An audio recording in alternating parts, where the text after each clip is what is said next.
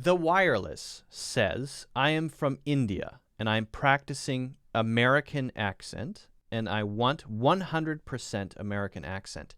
Is it possible to have 100% American accent for non-native like me? So this is really interesting because I think a lot of people have this goal. And my opinion on this, personally speaking, is that it shouldn't even be a goal. That a good goal is to strive for this kind of international speaking very clearly sound that when people listen to you, they never say, wow, this person has a very, very strong accent, right? That you have this extremely clear sound, but there might be still some markers of your native accent. I think that's a good goal to go for. And personally speaking, I don't think it's even a good goal to have, to try to sound, in terms of your pronunciation, exactly like an American or British person or whatever, right? So same for me if I'm learning Chinese. I don't want to sound like I am a person from Beijing. I want to sound clear, maybe. I'd like to have good pronunciation so that when people hear me, they say, oh, this person sounds clear and has a kind of natural sound. But I can tell that this person is not a native speaker. I think that's a good balance. And the other side of that would be someone like my wife. So she doesn't have a strong accent. Her accent is kind of neutral. She has this, I think, nice international sound. And no one would ever say, oh, wow, she has such a strong Chinese accent, because Chinese is her first language, right? So, but you can tell she's not a native English speaker, you know. So I kind of like that. And I think one of the problems is it's so hard to get to 100% that I'm not even sure the effort would be worth it, especially if you're starting off at a later age. It's so hard to get to 100% that it's much more likely that you would get to something like 95%. And then you have the problem of what's called the uncanny valley. Have you ever heard of the uncanny valley? This is related to artificial intelligence, and it's related to things like animations, where you want to animate a cartoon rabbit, right? If you make the eyes really big and the ears huge and the features are very cartoony, then people accept it as cute, even though the rabbit is walking around on its feet wearing, a police officer's uniform and speaking English, and has a face that moves like a person's face. But because the features are so kind of extreme and exaggerated, we say, oh, that's cute. Now, as you take that animation and get that closer and closer to human features, it's never going to be 100%. So people are going to start to feel more and more uncomfortable with it, right? A very human face, human-like face, but still fur, like a rabbit, right? And eyes, just like a human's eyes, instead of big cartoony eyes. There's this uncomfortable feeling.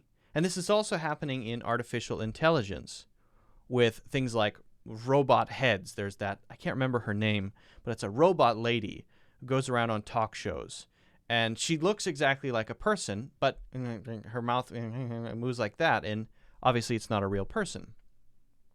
Now, if they made a crazy character that is more robot-like and had some human features, we would say, oh, that's very interesting to communicate with this artificial intelligence.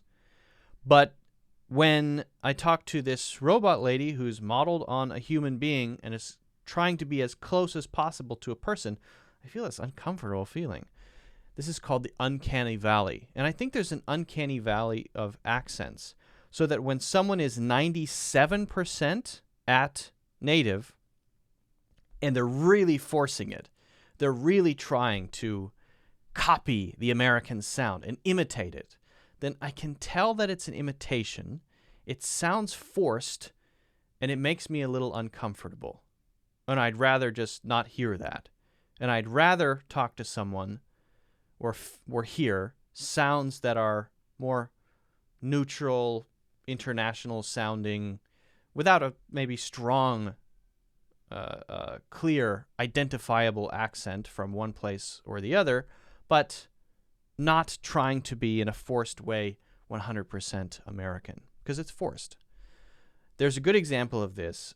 My wife has a colleague, or had a colleague, who is from India, and he spent, I think, 10 years in America or the UK, I can't remember. And just because of his interactions with so many people for so many years, without really trying, he just has a very nice voice. And I can tell he's from India, but it's a very sort of neutral, nice sounding voice that's not forced at all.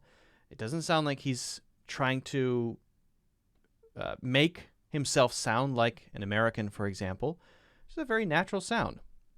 And I think that came as a result of just communicating with people and maybe getting rid of some of those very, very strong sounds that identify, for example, the Indian accent when communicating in English. So I think this is a long way of saying it. I think the goal, a good goal, would be something like identify the parts of your accent that when some people hear you speak, make them say, wow, you have a strong accent. And then work on those things and focus on getting to a place where perhaps people know where you're from, but they don't make that comment. And that can be called a kind of international neutral of some kind. That, I think, is a pretty good goal. And I think that's not only for non-native English speakers, but also, for example, for English teachers. A lot of English teachers come from specific areas. They might have a stronger natural accent, and they would have to adjust some things to get closer to a neutral sound that is useful and helpful and easy to understand. Easily understood by English learners, right? I did that over a series of years, had to make some adjustments to the way that I speak so that when I communicate, people say, I understand you very well. I'm not sure why, but it's clear, at least. And sometimes it's hard to understand other native English speakers, but when you speak, I understand what you're saying. Why is that? Well, I've done a lot of work to make that happen, right? So it's true for everybody. But I'm not trying to remove all of my Americanness, right? I'm not trying to copy anything. I'm not forcing anything. So it's kind of hard to say. But think about that and at least set some goals and ask yourself if sounding 100% American, which is extremely difficult after age 2, ask yourself if that's really what you want. Why do you want that? Okay, so hopefully that answers your question. If you guys haven't already, make sure you hit the like button. Don't forget to subscribe and also check out my full courses in the links in the description.